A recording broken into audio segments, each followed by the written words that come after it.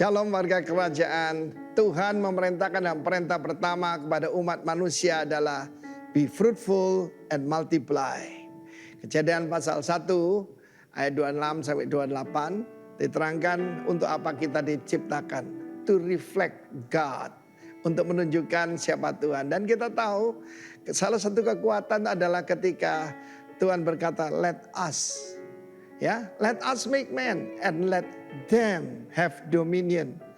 Rupanya ada di dalam kesatuan itu ada kuasa luar biasa. Di belakang saya backgroundnya adalah pohon anggur yang sangat berbuah. Jangan lupa bahwa Tuhan Yesus berkata, akulah pokok anggur yang benar dan Bapakkulah pengusahanya. Dan ranting yaitu saudara saya itu ada buah nanti di ujungnya. Apa yang bisa merusak buah? Pertama bukan cuma yaitu kelelawar ya, codot kita bilang. Tapi juga ulat. Dan satu lagi, benalu. Mari kita lihat Amsal 18 ayat 24. Terjemahan bahasa Inggris lebih tepat. A man that had friends, kalau mau punya teman must show himself friendly. Friend di sana adalah ra'a. Kita yang masih ingat dalam Mazmur 23, the Lord is my shepherd, Yahweh ra'a. Ra'a bukan cuma gembala, tetapi juga artinya sahabat. Dan kita tahu ada tingkatan lebih tinggi daripada hamba, yaitu sahabat. And there is a friend that stick closer than a brother. Diperingatkan, friends are powerful. Teman itu bisa mempengaruhi kita karena baik, karena tidak baik. Karena itu belakangan ada istilah beware of frenemies. Friend tapi enemy. Yang diutus setan untuk menghancurkan hidup kita. Dalam kitab 2 Korintus pasal 11, hati-hati kepada rasul-rasul palsu, pekerja-pekerja curang yang menyamar sebagai rasul Kristus. Iblis pun menyaru sebagai siapa? Sebagai Kristus atau sebagai malaikat. Kita dengar berapa banyak pengajaran di dunia ini katanya ketemu malaikat. Saya tidak usah sebut tentang itu karena ujilah setiap roh. Tetapi saudaraku, hati-hati kepada orang-orang yang bukan daripada Tuhan yang dikirim kepada kita. Orang-orang semacam ini bisa melekat saudaraku seperti benalu. Karena ada teman yang bisa melekat lebih daripada saudara kandung kita. Berapa banyak kita, oh teman saya itu lebih dekat daripada saudara. Hati-hati saudara. Ya ada yang baik, ada yang tidak. Apa tanda-tanda orang yang tidak baik? Pertama-tama dia mengajak saudara untuk melakukan hal yang kompromi. Belum jahat, baru kompromi sedikit aja, sebentar aja. Hati-hati saudara. Yang tidak suka saudara mendekat pada Tuhan. Dia selalu mencuri waktu yang kita serah pada Tuhan. Diajak kemana. Hati-hati saudara. Orang-orang semacam ini bukan ra'a ya. Tapi mereka adalah benalu. Orang yang tidak suka kalau kita dipakai oleh Tuhan. Ada iri hati kelihatan kok. Ya dia tidak bersuka cita buat sukses kita. Dan bukan cuma itu. Kita diperingatkan, saya pernah ngalami, ada seorang teman waktu saya menjadi kontraktor, istri saya peringatkan, orang ini tidak baik. Dia ngajak saya angkat saudara. Setelah itu saudaraku, ternyata bukan lagi udang di balik bakmi ya, tapi udang di balik udang. Pokoknya ada maksud yang sangat tersembunyi. Dan saya mengalami seperti kerbau dicocok hidung. Saya ini bela dia sekalipun salah. Apa kekurangan saya? Pak Alex memperingatkan saya, Vin, lu itu setia kawan. Hati-hati bela kawan yang salah. Itu mungkin kekurangan kita yang asal Surabaya dan banyak daripada kita. Bangga dibilang setia kawan. Tunggu dulu. Dan orang ini melakukan banyak hal yang buruk. Bahkan saya bisa menyerahkan ya tender yang saya terima. Dia sama-sama kontraktor kepada dia. Seperti kerbau dicocok hidung. Tetapi karena itu hati-hati. Ada teman yang betul-betul sejati, ada yang frenemies. Karena itu umat Tuhan mau berbuah, hati-hati pada benalu. Tuhan memberkati kita semua. Singkirkan benalu-benalu dari hidupmu. Tuhan memberkati. Amin. Good morning Rock Church. Selamat pagi Gereja Rock. So you should do it the other way, so I know what they're saying. No, it's okay. Aaron, I will be translating for you. Yes. All right, well, I'm happy that I'm able to be here and lead worship for you guys. I'm filling in as Nana and Sam are dealing with Nolan, tested positive for COVID. Ya, saya hari ini yang memimpin pujian kembali kita karena ada situasi di mana Nolan, anaknya Pastor Sam sempat didiagnosa positif ya untuk COVID. So even though I do not speak Indonesian, my hope is that we can still enter a time of true worship. Meskipun saya tidak bisa berbahasa Indonesia, tapi saya harap kita benar-benar bisa tetap memuji Tuhan bersama-sama. Amen? Amin. Amen. If you guys would please stand and sing our opening song, Open the Eyes of My Heart. Mari kita bangkit berdiri sama-sama, kita puji Tuhan, Open the Eyes of My Heart.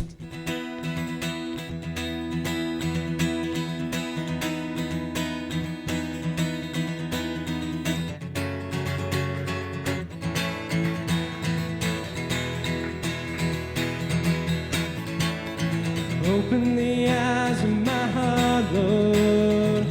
Open the eyes of my heart. I want to see you. I want to see you.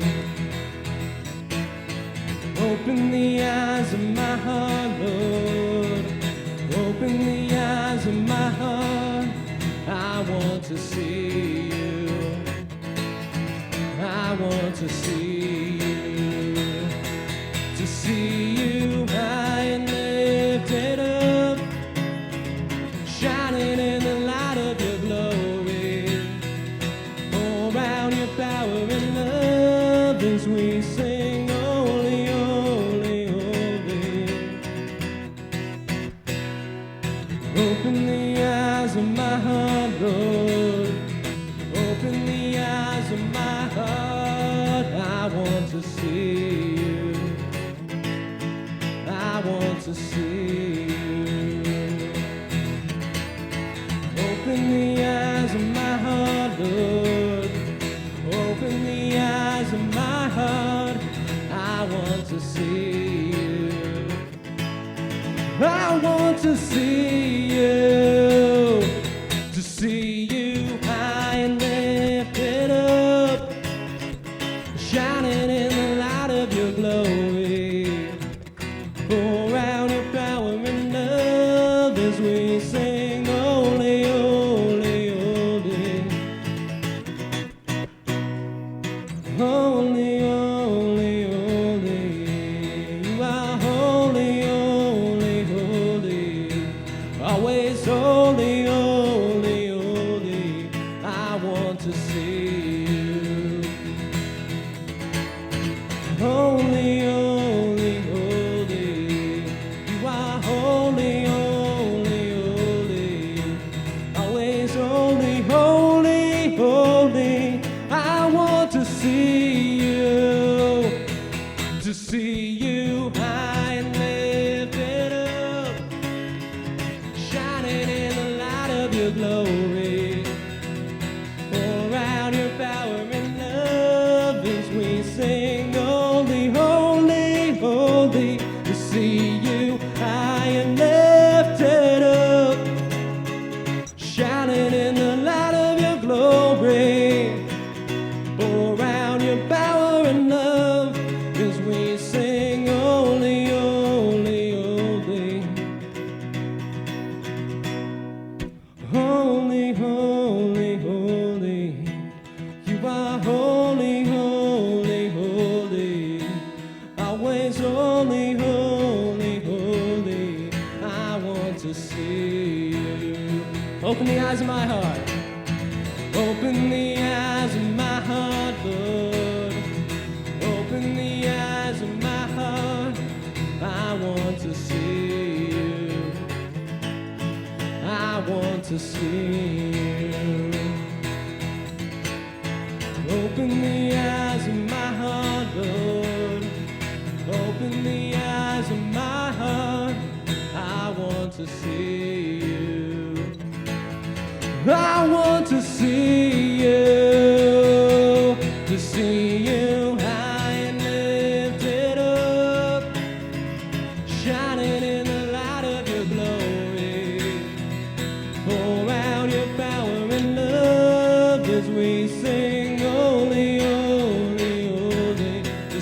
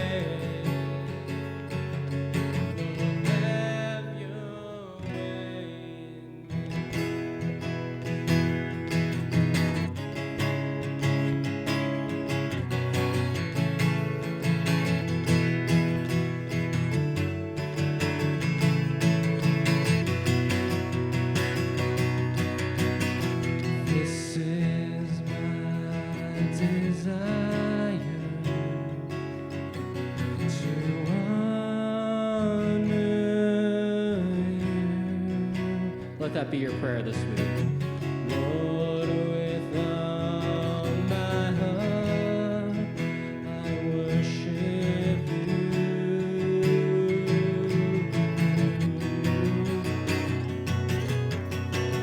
all I am within me, I give you praise. All that I adore is in you.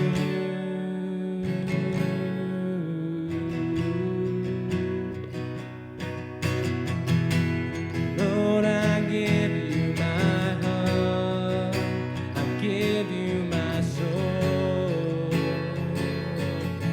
I live for you alone. Every breath that I take, every moment I'm awake.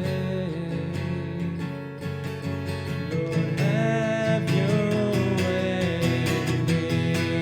Lord, I give you my heart, I give you my soul.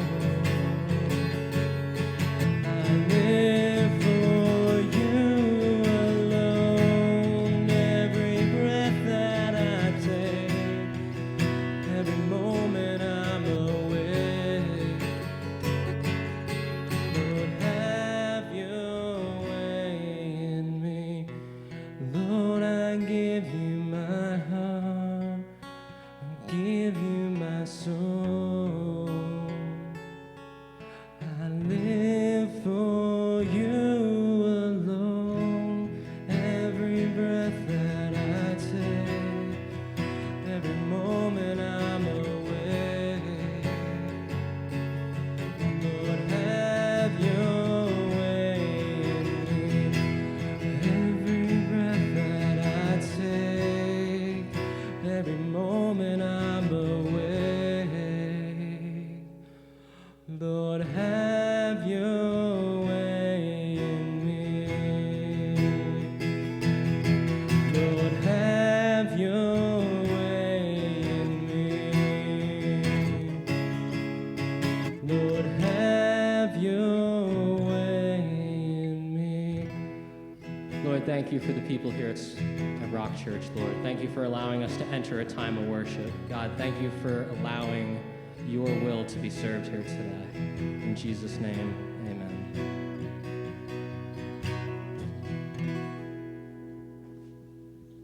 Amen. Silahkan duduk Bapak Ibu Saudara sekalian, amen.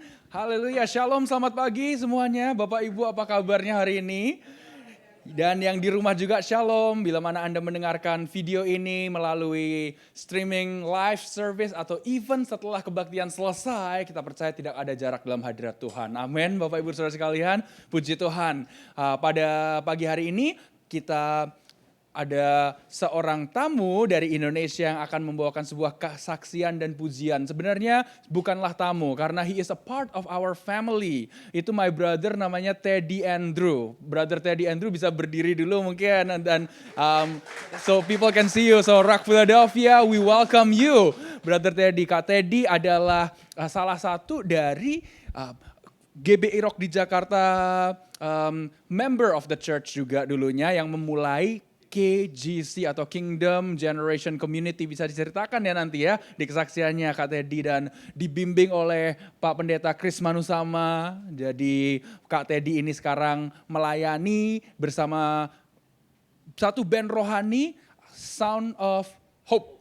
Correct ya, di Jakarta area ya Kak Teddy. Dan Kak Teddy dulunya juga adalah kontestan Indonesian Idol di tahun 2000. It's okay, but 2004 ya, season 1. Season 1 bersama almarhum Kak Mike. Season 2, oke. Season 1, jadi the pioneer ya. So kalau sudah masuk ajang Indonesian Idol, berarti suaranya bagaimana Bapak Ibu? Suaranya pasti oke ya. Nah Kak Teddy juga selama di Jakarta 4 tahun ya, itu menjadi penyiar Kingdom Agent, itu acara GBI Rock punya radio station di Jakarta ya. Alright, so thank you Kak Teddy sudah datang ke sini. Kak Teddy juga adalah anak rohaninya Pastor Daniel Alexander. So dengan itu mari kita akan sambut Kak Teddy Andrew. God bless you Kak. Haleluya. Alright. Amen, amen. Oh Thank sebelumnya you, adik juga, hebat. before that mungkin kita beritahu bahwa lagu yang akan dibawakan Kak Teddy ini, Kemuliaan-Mu Dinyatakan ya. Itu available di semua digital platform. Jadi ada di YouTube, ada di Spotify, ada juga di Apple atau Apple Store ya. Jadi bisa dibeli di Apple Store. But anyway Kak Teddy, selamat melayani. We look forward to hearing your testimony dan kesaksian pujiannya. Terima kasih, saya selalu manggil Bobby adik hebat. Salam saudara-saudara, saya perkenalkan nama saya Teddy Andrew. Bener banget yang Bobby tadi bilang bahwa kalau saudara tahu Kingdom Generation Community di Jakarta, saya termasuk orang awal banget di mana pertama kali dibentuk sama Deddy Arifin dan Pak Roni dan Simeon gitu ya. Dan bener juga bahwa saya penyiar radio acara program Kingdom Agent dan siaran radio anak muda yang 3 kali dapat award siaran radio anak muda terbaik di Jakarta pada saat itu gitu.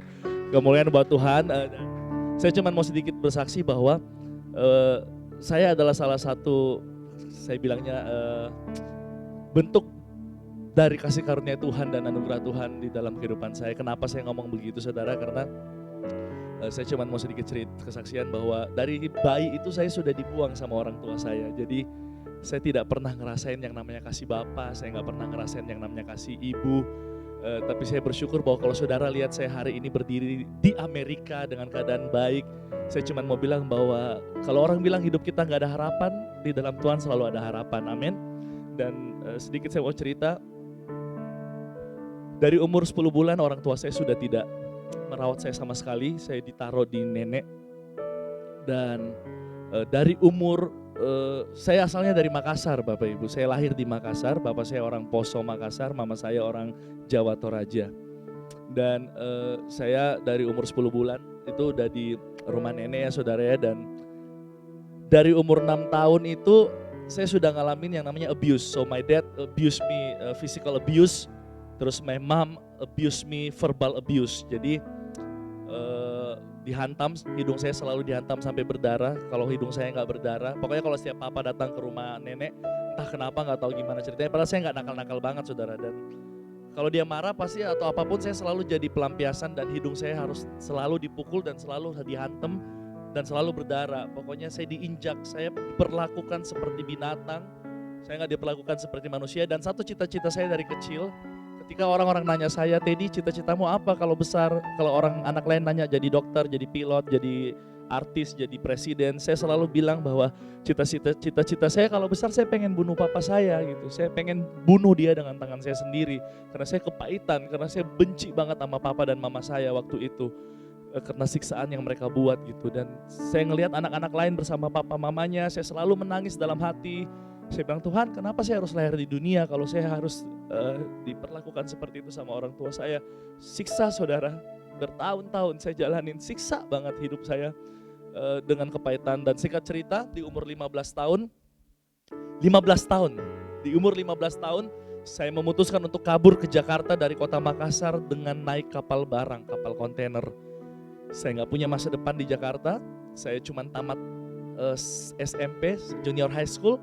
Dan saya punya cita-cita kalau saya ke Jakarta, saya mau jadi anak jalanan, mau jadi preman. Dan begitu saya besar, saya pulang ke Makassar, and I'm gonna kill my dad with myself, with my hands. Itu cita-cita saya waktu itu. Waktu saya pergi ke Jakarta, saudara tahu di kapal barang yang saya naik, saya hampir disodomi saudara. Hampir dilecehkan sama anak buah kapal 5 orang. Puji Tuhan gak jadi, saya gak tahu kenapa saya teriak, saya udah ditelanjangi. Umur 15 tahun, bayangin ya, anak remaja. Saya dilecehin, sudah ditelanjangin, dan waktu mereka sudah mau melakukan itu saya teriak, jangan siksa saya, cukup bapak saya aja yang siksa saya. Akhirnya gak tahu kenapa mereka dalam keadaan mabuk, saya ingat banget kejadian itu. Dan mereka pergi, saya naik ke atas anjungan kapal, saya mau loncat saudara jam 2 pagi apa jam 3 pagi, saya lupa kejadian itu jam berapa. Tapi saya nangis, saya bilang, Tuhan kenapa sih hidup saya penuh siksaan, kenapa saya harus lahir di dunia kalau cuman ini yang saya dapetin. Pas saya meloncat, saya ingat banget, saya belum tahu itu ada di Alkitab, tapi dia ngomong gini, sekalipun ayah dan ibumu membuangmu, aku tidak pernah akan membuangmu. Entah kenapa nggak jadi bunuh diri saat itu, nggak jadi loncat. Saya nangis tapi suara itu menenangkan saya. Sampai di Jakarta, singkat cerita saya tinggal di Bekasi saudara, dan di Bekasi saya ngalamin siksaan lagi. Orang yang saya tinggal kalau marah, pokoknya kalau dia nggak suka sama saya, mereka ini satu keluarga nggak punya anak, kepala saya sering dihantemin di tembok. Jadi bayangin ya, hidup saya tuh penuh dengan siksaan itu, saya juga nggak ngerti kenapa. Dan akhirnya singkat cerita saya hidup di jalanan, di daerah Blok M, nggak punya masa depan, jadi bergaulnya sama preman dan pelacur yang kasih makan saya pada saat itu. Makanya saya nggak pernah menghakimi mereka saudara, karena bagaimanapun mereka adalah orang-orang yang pernah berjasa di kehidupan saya, karena kita juga nggak berhak untuk menghakimi orang lain kan. Dan salah satu orang namanya Frankie Sihombing, mungkin saudara pernah dengar nama itu, dialah yang pungut saya di jalanan, menyekolahkan saya di bangku SMA, saya tinggal di rumahnya sampai saya lulus SMA, dan karena kepahitan yang masih ada, bahkan itu pun tidak memulihkan hidup saya saudara. Ketika saya lulus SMA, saya keluar dari rumah Frankie Sihombing, sampai hari ini hubungan saya masih baik, sampai detik ini, sekarang dia tinggal di Bali.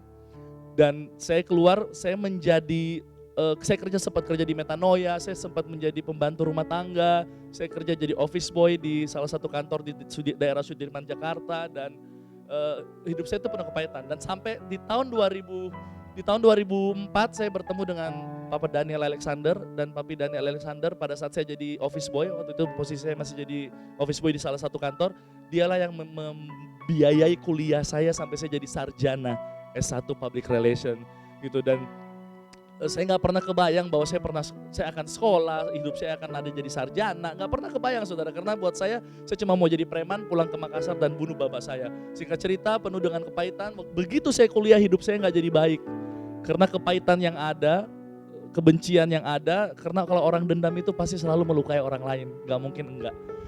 Dan saya waktu kuliah, I'm a pimp, saya jual cewek kaum om, saya jadi germo. Saya jual, gak cuma jual cewek, tapi saya jual diri saya. Saya pemakai narkoba hampir 4 tahun, pakai sabu. Saya dulu kurus banget.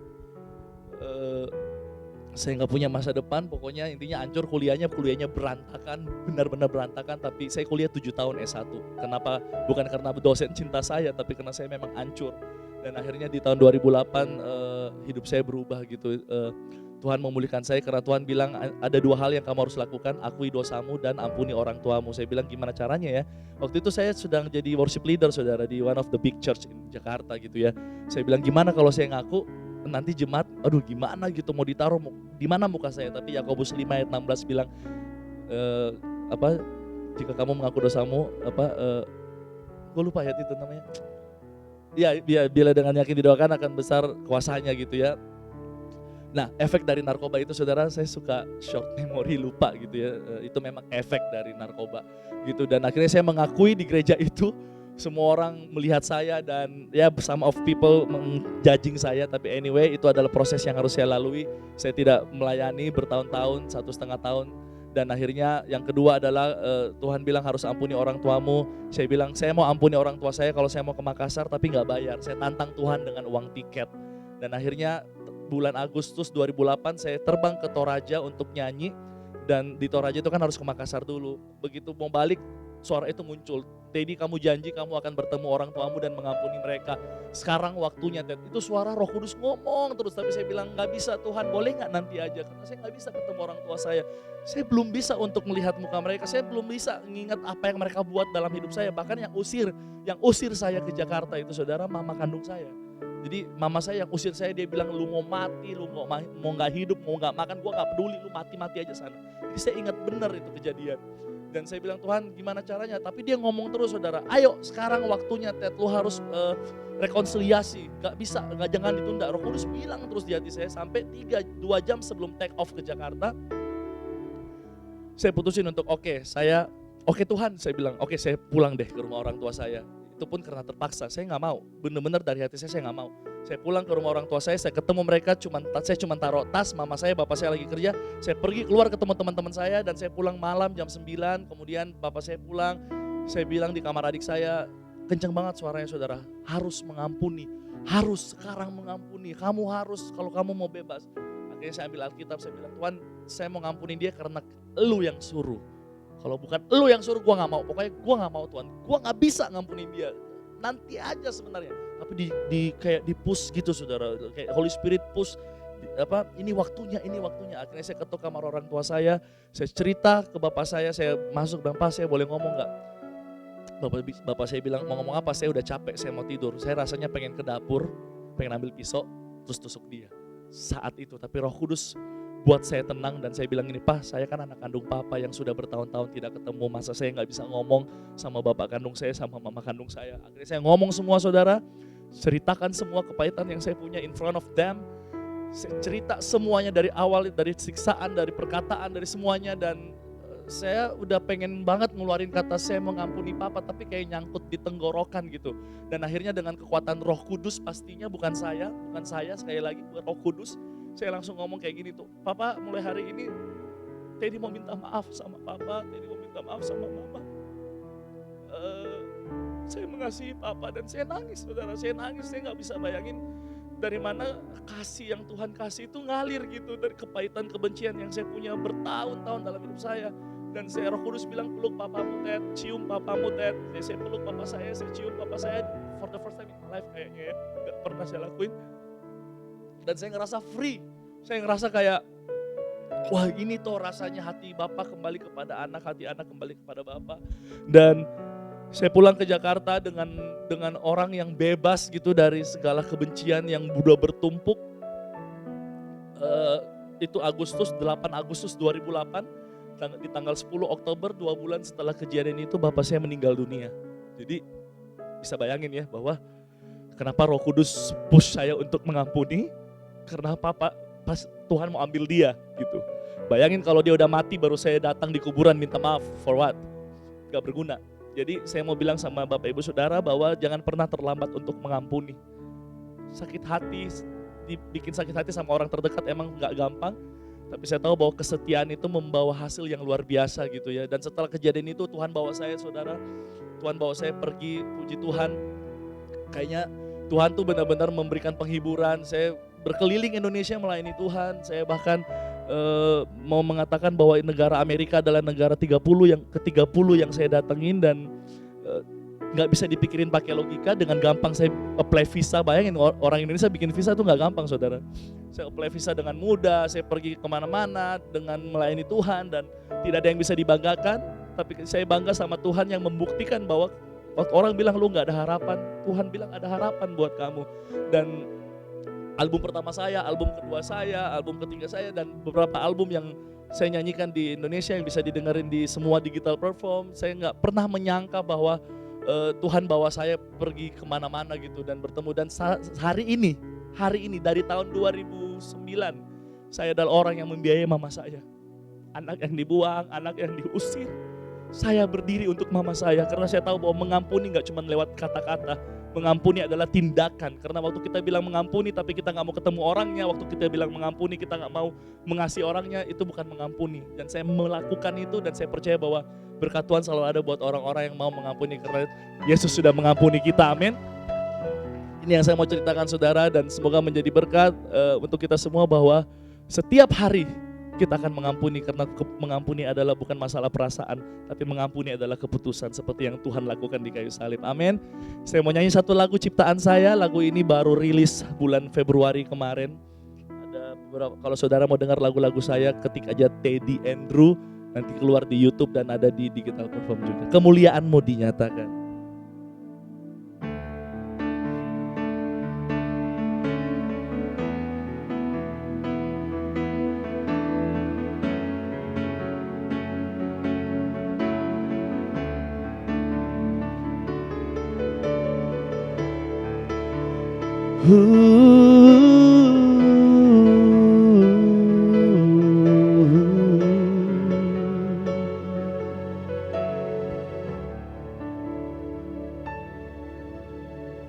Ku datang kepadamu membawa hidupku, tersungkur di bawah kakimu.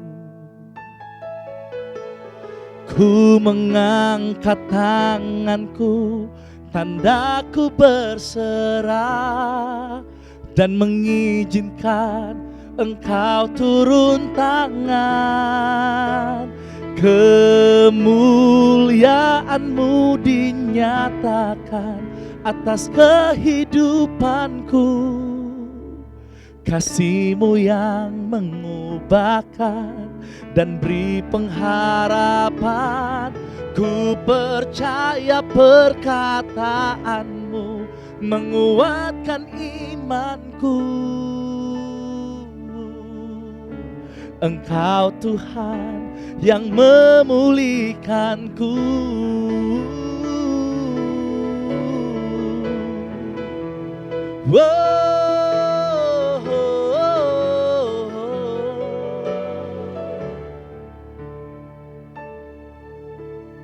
Ku datang kepadamu membawa hidupku, tersungkur di bawah kaki-Mu.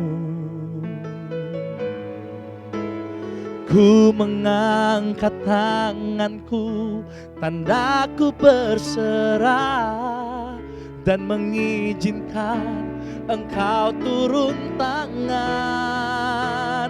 Kemuliaan-Mu dinyatakan atas kehidupanku. Kasih-Mu yang mengubahkan dan beri pengharapan. Ku percaya perkataan-Mu menguatkan imanku. Engkau Tuhan yang memulihkanku. Oh, kemuliaan-Mu dinyatakan atas kehidupanku. Kasih-Mu yang mengubahkan dan beri pengharapan. Ku percaya perkataan-Mu menguatkan imanku. Engkau Tuhan yang memulihkanku.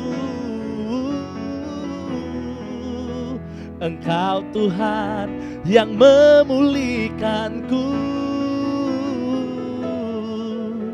Engkau Tuhan yang memulihkanku.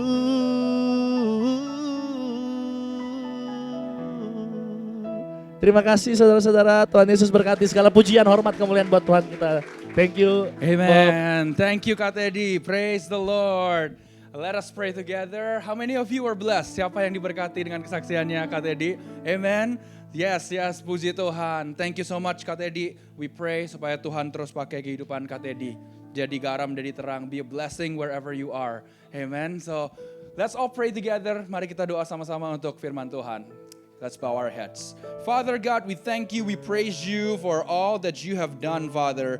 We thank you for your goodness in our lives. And right now, God, we know that you will speak to each and every one of us. Tuhan, kami percaya pada pagi hari ini, Tuhan akan jamah setiap kami yang akan mendengarkan firman-Mu, Bapa. Buka hati kami, Tuhan. Bukalah mata hati kami, Bapa. Supaya setiap kami, Tuhan, tidak ada yang akan pulang dengan sama. Lord, let none of us go home the same as when we first came in to the church. We praise you, O God. We thank you, and we thank you, Lord, that you are here among us. Kami percaya Kau ada di tengah-tengah kami bersama dengan setiap dari kami, Tuhan. Terima kasih Yesus, terima kasih Tuhan. Kami buka hati kami in the name of Jesus, God's people. Umat Tuhan katakan, amin. Puji Tuhan. Mari kita berikan kemuliaan sekali lagi bagi Tuhan. Amen. What a powerful testimony Kak Teddy. Thank you so much ya. Puji Tuhan, dan we pray Kak Teddy balik lagi ke Amerika soon, okay? Jadi berkat di sini. Oh, first of all, I would like to welcome anyone who came for the first time. If this is your first time, can you please raise up your right hand? Can you wave? I think I see some people. Okay, yeah. What are your names? Siapa namanya saja? Ashley? Rama? Sarah. Yes, welcome Ashley, Rama, and Sarah. And I also would like to welcome, if you are streaming for the first time, let me introduce myself. My name is Bobby Wibowo. I am Pastor Sam's friend, but also one of the volunteer pastors here. And so glad to meet you all. Senang bisa bertemu dengan semuanya. Dan today we have a special guest. Ada Bapak Roy Loren. Pak Roy can you please stand up? We would like to welcome you. Pak Roy adalah salah satu one of the servants of the Lord di GBI Rock yang ada di Florida. Di awal Rock International Ministry, beliau adalah orang yang banyak membantu dengan paperwork ini dan itu. So Pak Roy would like to thank you so much. Thank you for your ministry. And Pak Roy today juga datang dengan somebody very special. Bisa tolong berdiri Noni, yes, our sister Noni. Ya, dari J-Hop Jakarta, Noni dan Pak Roy baru saja bertunangan. So congratulations. Ya, selamat Noni, Pak Roy. So we're so happy for you. We pray Tuhan Yesus berkati dan sampai seterusnya juga Tuhan sertai pelayanannya, banyak jiwa-jiwa terima Yesus melalui pelayanannya. Amen. So praise the Lord. Dan hari ini Bapak Ibu Saudara sekalian, kita ingin mendoakan juga of course later Pastor Sam ya, Pastor Sam Rosit, our pastor yang sedang karantina di sebelah di rumah karena anaknya Nolan sempat dites positif untuk COVID ya. Jadi puji Tuhan Nolan sudah sangat baik keadaannya, but karena itu jadi sermon series, khotbah seri mengenai fruit of the spirit yang harusnya dilanjutkan hari ini itu akan ditunda ke minggu depan. Jadi saya yang fill in untuk beliau hari ini. Amen. So hari ini firman Tuhan akan diambil dari kitab Zakaria pasal 8 ayat ke-20 hingga yang ke-23. Dengan judul Mencari Tuhan, Seeking the Lord.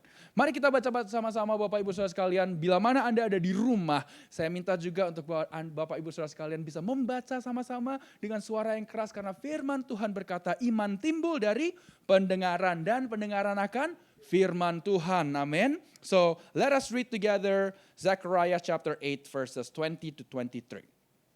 Beginilah firman Tuhan semesta alam. Masih akan datang lagi bangsa-bangsa dan penduduk banyak kota. Dan penduduk kota yang satu akan pergi kepada penduduk kota yang lain. Mengatakan marilah kita pergi untuk melunakkan hati Tuhan dan mencari Tuhan semesta alam. Kami pun akan pergi. Jadi banyak bangsa dan suku-suku bangsa yang kuat akan datang mencari Tuhan semesta alam di Yerusalem dan melunakkan hati Tuhan. Beginilah firman Tuhan semesta alam.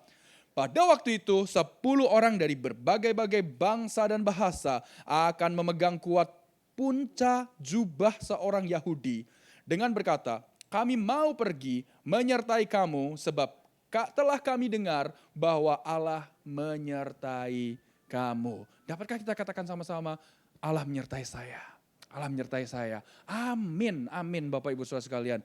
Kitab Zakaria itu ditulis oleh seorang nabi bernama Zakaria di zaman kerajaan Persia Bapak Ibu Saudara sekalian. Kerajaan yang sebelumnya adalah kerajaan Babilonia. Di mana kerajaan itulah yang menaklukkan kerajaan Yehuda yang ibu kotanya di Yerusalem.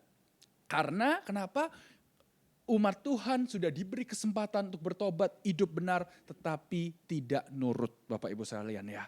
Dan apa yang terjadi, Tuhan harus menghukum supaya membersihkan umatnya. Dan pada akhirnya setelah kerajaan Babilonia ditaklukkan oleh kerajaan Persia, Raja Koresi atau Cyrus the Great, itu Tuhan jamah hatinya untuk menyuruh umat Tuhan kembali pulang ke Yerusalem, bangun kembali bait yang telah hancur. Dan pada saat ini zamannya Zakaria, itu Zakaria dan Nabi Hagai, mereka adalah kontemporer. Ini ditulis khotbah atau pesannya dari Tuhan ini di zaman kerajaan di mana rajanya adalah Raja Darius. Jadi around the same time. Poinnya adalah Tuhan mengingatkan, hey orang Israel, kalian ini hidupnya susah karena apa?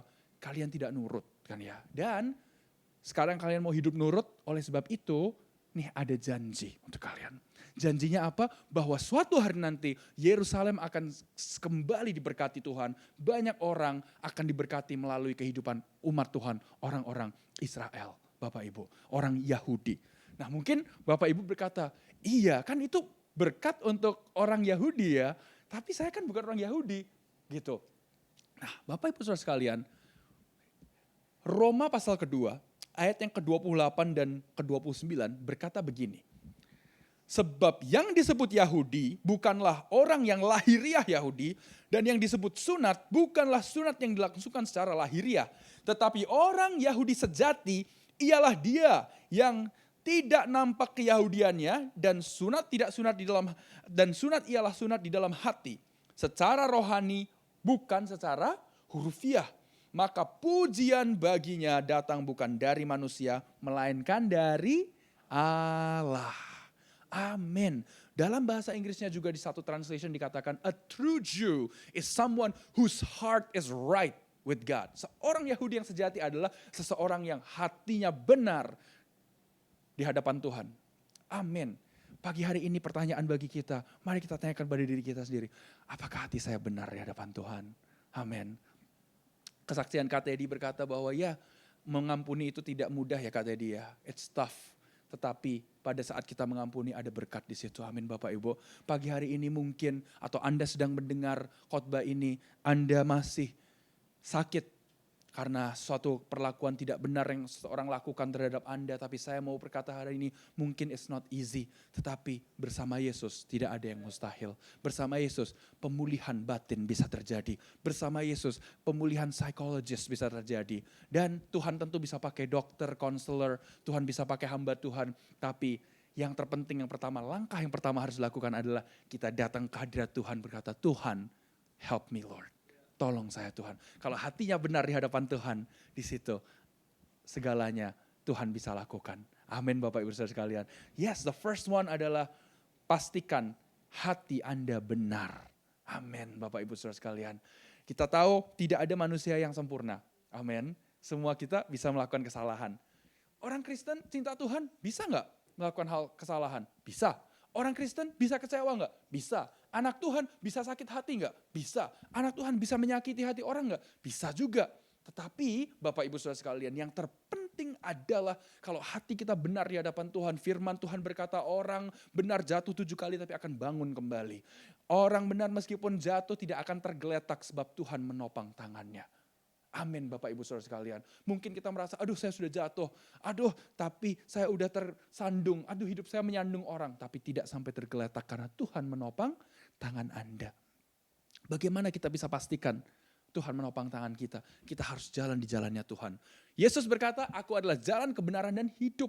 Bagaimana kita bisa berjalan di situ? Mungkin saudara berkata, tapi saya nggak pernah lihat Tuhan Yesus tuntun tangan saya. Firman Tuhan berkata, Yohanes 1 ayat 1, pada mulanya adalah firman, firman itu adalah bersama-sama dengan Allah, dan firman itu adalah Allah. Jadi harus baca firman Tuhan dan melakukannya Bapak Ibu. Saudara sekalian, pada saat kita dengar firman Tuhan, kita melakukannya, powerful. Terjadi hidup kita dituntun Tuhan. Itulah mengapa setiap pagi Bapak Ibu, jangan buru-buru dulu untuk makan, untuk beraktivitas. Tapi setiap pagi, marilah kita cari Tuhan dulu. Karena apa? Pada saat kita memulai hari kita dengan doa dan dengan firman Tuhan, hidup kita dituntun Tuhan. Hidup kita berkata, Tuhan saya gak sanggup jalan bersama diri saya sendiri, saya butuh Tuhan. Tuhan, I need you Lord Jesus. Pada saat kita berkata seperti itu, hidup kita dituntun, hidup kita menjadi berkat. Pada saat kita melakukan itu Bapak Ibu, saudara sekalian, yang tidak mungkin menjadi mungkin. Sebab apa? Satu ayat saja kita baca dan kita renungkan bisa mengubah hidup kita Bapak Ibu. Lukas 1 ayat 37 berkata, sebab bagi Allah tidak ada yang mustahil. Jadi setiap pagi Bapak Ibu saudara sekalian, mari never be too busy to come before God.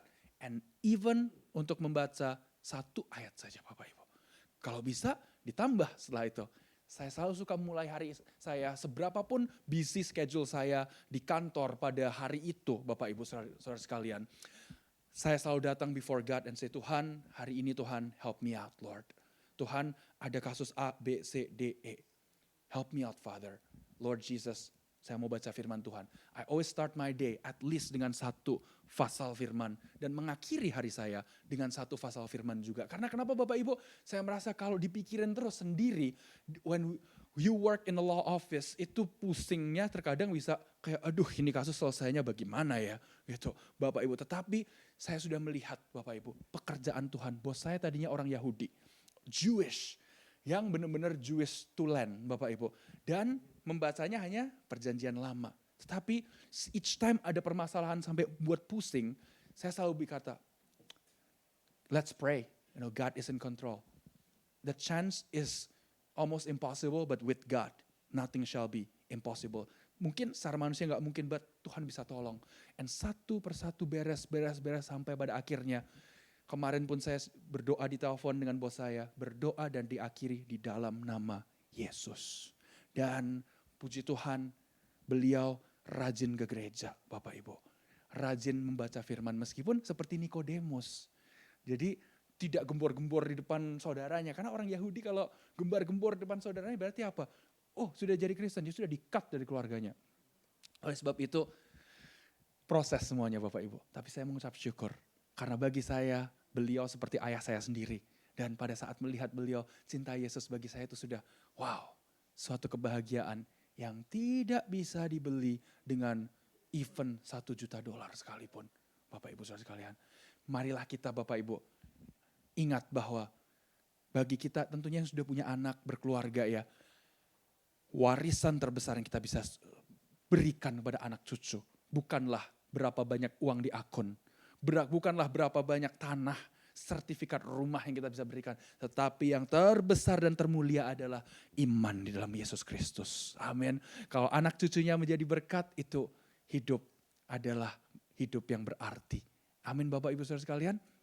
Dan kita percaya dengan itu poin yang kedua terjadi. Dikatakan apa saudara? Di ayat yang ke-29 itu kan. Bagian yang terakhir. Maka pujian baginya bukan dari manusia melainkan dari Allah. Poin yang kedua adalah kita jangan mencari hormat dari manusia. Kenapa begitu? Yohanes 5 ayat 41, Tuhan Yesus di tengah-tengah pelayanannya berkata, aku tidak memerlukan hormat dari manusia. Bapak Ibu Saudara sekalian, Yesus Tuhan 3,5 tahun melayani di muka bumi ini. Dan pada saat melayani hingga mati di kayu salib, bangkit, apakah Tuhan Yesus membuat semua orang bahagia dan senang? Tidak Bapak Ibu. Apakah semua orang happy dan semua orang menerima Tuhan Yesus? Tidak semuanya. Apa yang terjadi? Di Lukas pasal 4, saudara kalau membaca itu, setelah Yesus dicobai di padang gurun ya, Yesus kembali ke Nazaret. Di Nazaret itu, di kampung halamannya, dia datang loh di rumah kebaktian. Melayani mereka bukannya diterima ya. Tetapi apa yang terjadi? Lukas 4 ayat 29 dan 30. Ini orang habis kebaktian loh Bapak Ibu ya. Habis kebaktian di temple atau di mereka punya sinagog pada saat itu. Apa yang mereka mau lakukan? Mereka bangun lalu menghalau Yesus keluar kota dan membawa dia ke tebing gunung tempat kota itu terletak untuk melemparkan dia dari tebing itu. Dapatkah saudara bayangkan orang habis dari kebaktian mau bunuh orang langsung? Ayat ke-30, tetapi ia berjalan lewat dari tengah-tengah mereka lalu pergi. Lalu pergi Bapak Ibu. Itu berarti apa Bapak Ibu Saudara sekalian? Dalam kehidupan kita sometimes ada waktunya kita udah berjalan, pergi saja. Karena kenapa Bapak Ibu? Bukan berarti kita kalah dalam argumentasi itu. Mungkin Anda sudah bekerja sebaik mungkin, tetapi masih ada yang ngomongin. Anda mungkin sudah studi sebaik mungkin, tapi orang tua selalu berkata, not good enough. Oh, dapat nilai A. Teman kamu dapat A+. Oh, GPA kamu 3,95. Tuh, tetangga 3,97. Dibanding-bandingkan terus.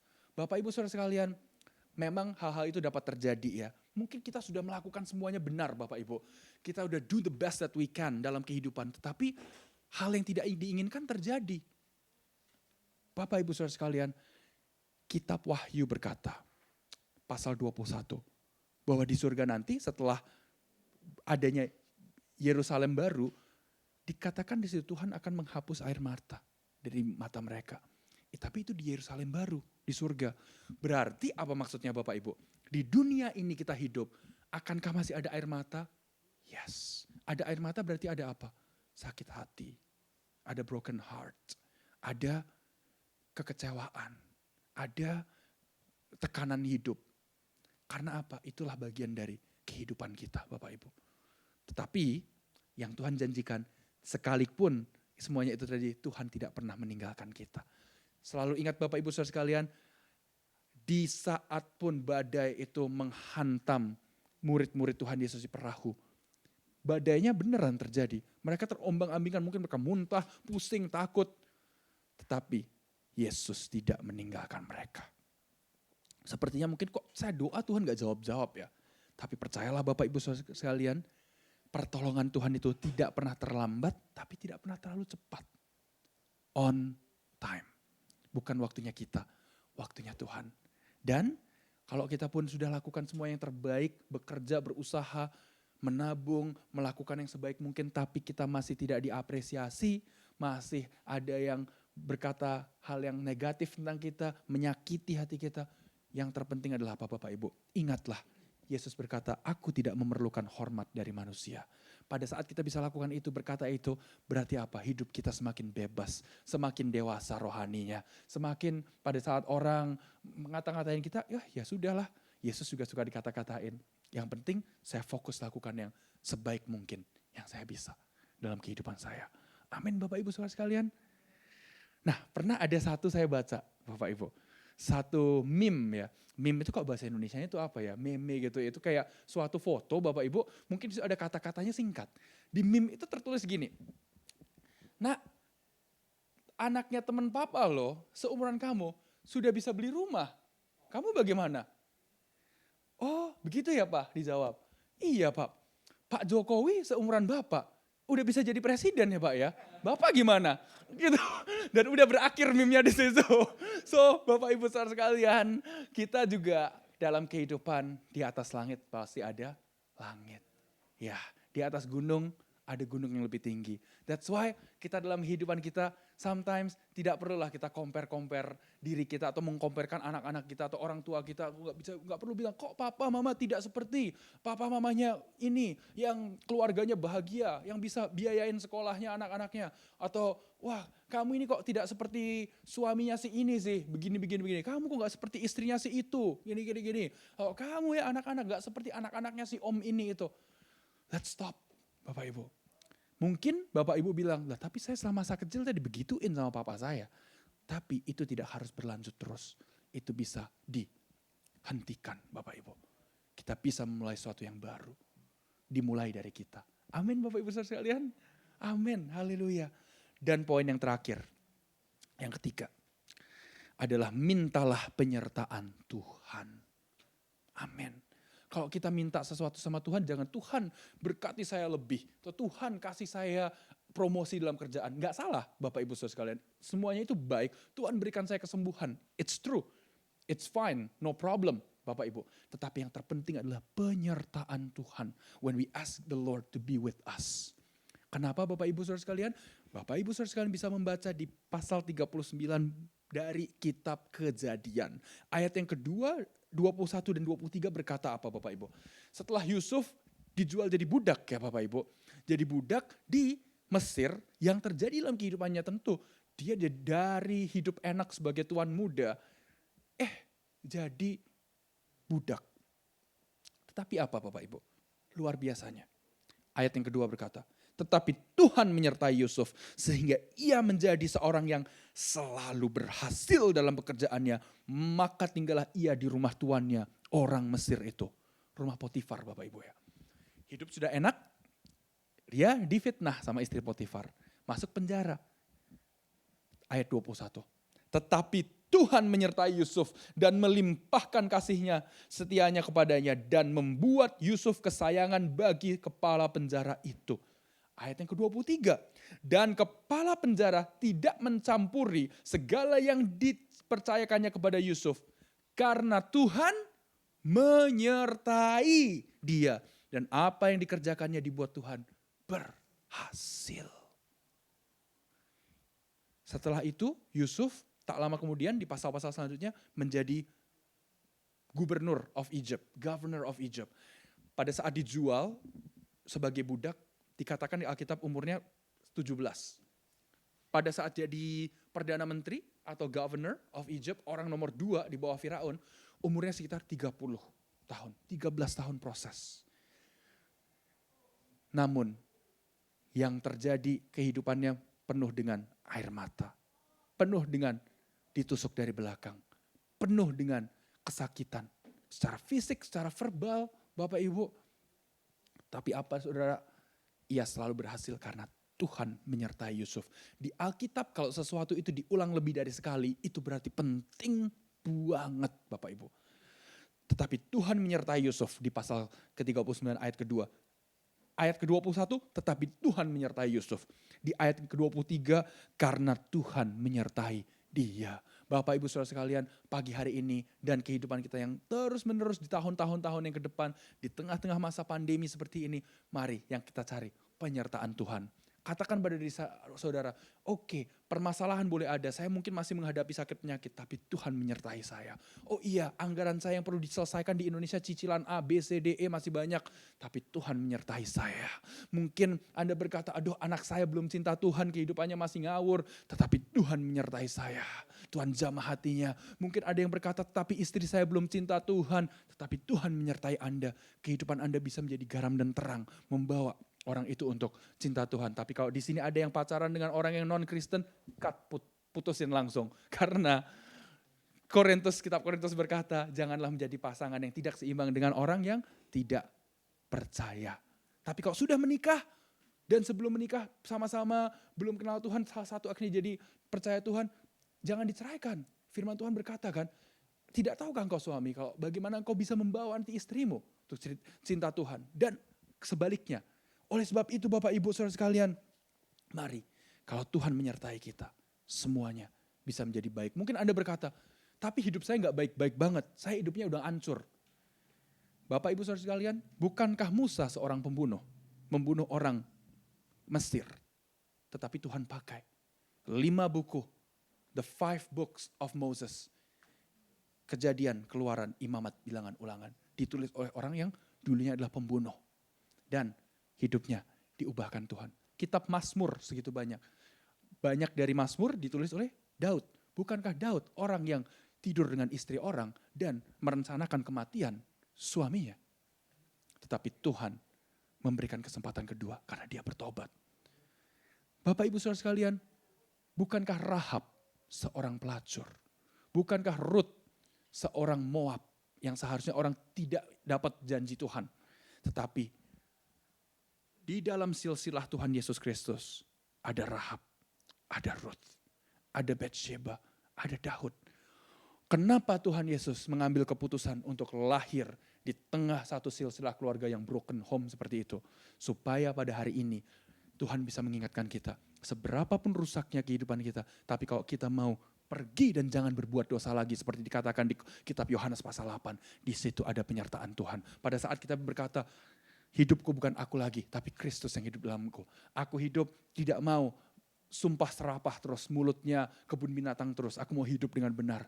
Atau aku gak mau hidup dengan gak benar dengan pasanganku. Aku gak mau kumpul kebo. Aku mau hidup benar, minta ampun sama Tuhan. Aku mau hidup benar dengan Tuhan. Aku ingin kembalikan duit orang yang aku makan dulu. Aku mau mengampuni orang yang makan duit saya dulu. Gak tahu orangnya di mana sekarang.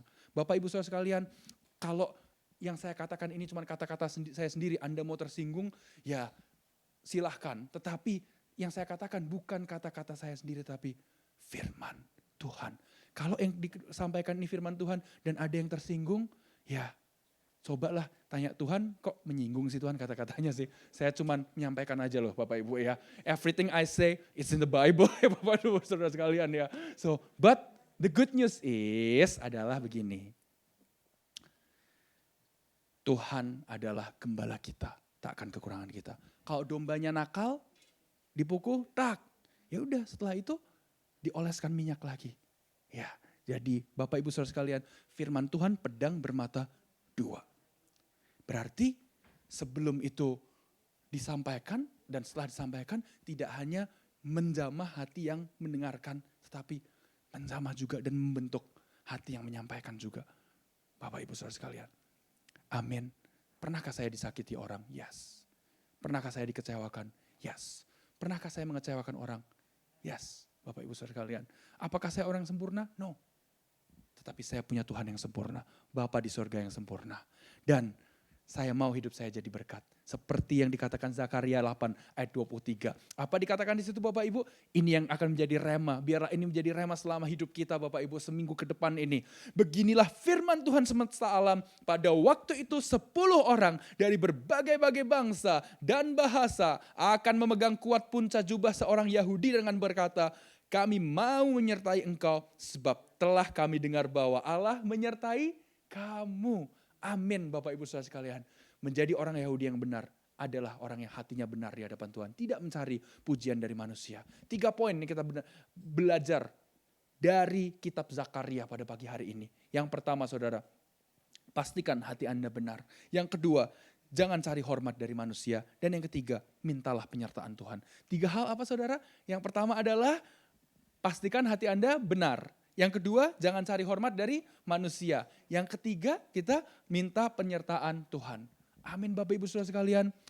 Pastikan hati Anda benar. Jangan cari hormat dari manusia. Dan yang terakhir, mencari penyertaan Tuhan. Meminta penyertaan Tuhan. Siapa yang di sini hidupnya mau disertai Tuhan? Siapa yang usahanya, studinya, relationship-nya disertai Tuhan? Amin Bapak Ibu Saudara sekalian. Masa depannya disertai Tuhan dan menjadi berkat. Tidak meminjam tapi memberi pinjaman seperti Mazmur 37 katakan. Amin Bapak Ibu Saudara sekalian. Haleluya. Kita percaya pada saat kita lakukan firman Tuhan dan janjinya itu ya dan amin. Lukas 1 ayat 37, sebab bagi Allah tidak ada yang mustahil. Mari kita bangkit berdiri Bapak Ibu Saudara sekalian. Tuhan kami mengucap syukur. Kami percaya Bapa, firman-Mu adalah ya dan amin. Oh Tuhan, firman-Mu pedang bermata dua Tuhan. Mengoreksi kami, membenarkan kami. Dan kami percaya Tuhan, kalaupun Tuhan kehidupan kami tidak sempurna, tapi kami punya Tuhan yang sempurna. Kalaupun hidup kami penuh dengan cacat celah, tapi kami punya Tuhan yang bisa membuat semuanya indah pada waktunya. Dan kami percaya Tuhan, kami pegang firman-Mu, Roma 8 ayat 28 Tuhan. Bagi yang remuk hati, sakit hati, kami megang firman ini Tuhan. Sebab kita tahu sekarang bahwa Allah turut bekerja dalam segala hal. Untuk mendatangkan kebaikan bagi mereka yang mengasihi Dia. Yaitu mereka yang dipanggil sesuai dengan rancangannya. Tuhan kami percaya, kami adalah anak-anak Tuhan yang dipanggil sesuai dengan rancangan Tuhan.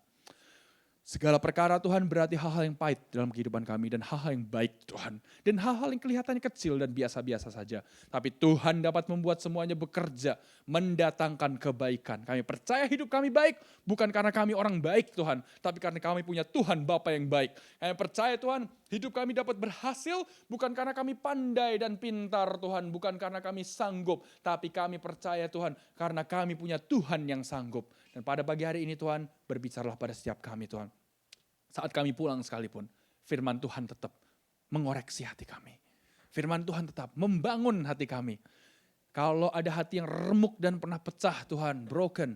Seperti yang kau sampaikan ya Tuhan, di firman-Mu Tuhan. Di saat bejana itu hancur, pecah, dapat dibuat menjadi bejana yang lain. Dan kami percaya Tuhan, pada pagi hari ini tidak ada yang pulang dengan sama Tuhan. Tuhan Yesus hamba-Mu berdoa. Bila mana ada yang sakit di sini Tuhan, Kau berikan kesembuhan ya Tuhan. Kalau ada yang remuk hati Tuhan, Kau satukan hatinya kembali Tuhan. Menjadi hati yang baru Tuhan. Oh Tuhan, bila mana ada yang berbeban berat pada pagi hari ini, Kau tolong ya Tuhan. Oh Tuhan, bila mana di sini Tuhan, ada yang sanak keluarganya belum terima Yesus Tuhan. Hamba berdoa Tuhan, jamah mereka Tuhan. Oh Tuhan, bila mana ada yang di sini Tuhan mengalami permasalahan yang besar Tuhan. Apapun itu permasalahannya Tuhan, finances, health Tuhan, legal problems, apapun masalah yang mereka hadapi dari A sampai Z Tuhan, kami percaya bumi dan segala isinya adalah milik Tuhan. Dan kami adalah anak-anak Tuhan, kami tidak perlu takut Tuhan. Bapa, right now Lord, I pray. May your blessings be over your sons and daughters.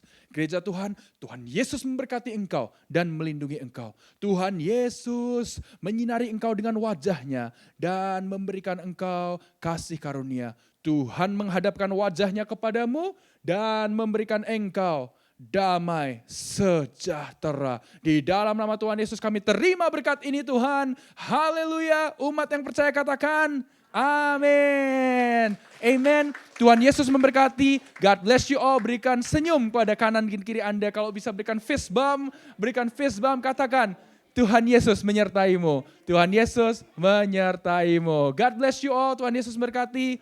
Sampai jumpa minggu depan. Bye-bye.